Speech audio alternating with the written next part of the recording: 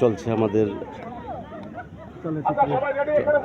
পরিচালক সমিতির নজরুল ইসলাম খান পরিচালক, এখানে স্বাধীন ইসলাম মানিক পর্যটক আছেন, এই যে মাহবুব ভাই। চলছে বাচ্চাদের বাবা টুপি চা হয়, টুপি চা হয়, দৌড় চলছে, দৌড় দৌড় দৌড়, এদিকে খেলাধুলা চলছে, অঙ্কের খেলা আমাদের।